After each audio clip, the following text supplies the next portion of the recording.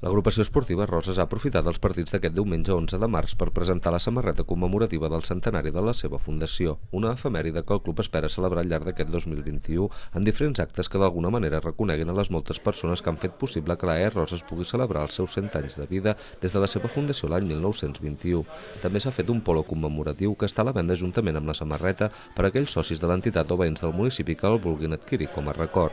La nova indumentària que llueixen tots els equips del club, des de l'escoleta fins al primer equip, manté els colors taronja i blau tradicionals, però amb un disseny més modern i reversible, on destaca el logo del centenari en el cantó inferior esquerre de la samarreta.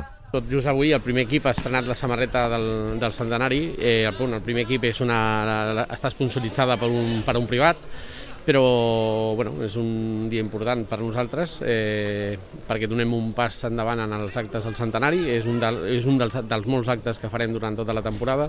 La presentació de la samarreta commemorativa del centenari de l'agrupació esportiva Roses s'ha dut a terme aquest diumenge al migdia, un cop ha finalitzat el partit de tercera catalana que ha enfrontat l'AE Roses amb el Verges i que ha acabat amb un marcador favorable dels locals de 5-2.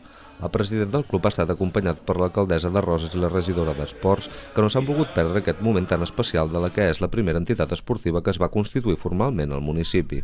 És tot un goig per part de l'administració poder venir a felicitar el club AE Roses, que exactament fa 100 anys. Això implica una feinada molt gran d'implicació de valors, de treball de constància, basat en la competició, basat també en la salut i sobretot en el foment de l'esport. Per tant, des de l'administració no podem girar la cara, sinó tot el contrari, posar-nos a la seva disposició i recolzar en tot moment el club. Només recordar com a alcaldessa que Roses aquest any estarà de festa grossa, perquè també hi ha una altra entitat, com és el Pòsit de Pescadors, que també compleix enguany 100 anys.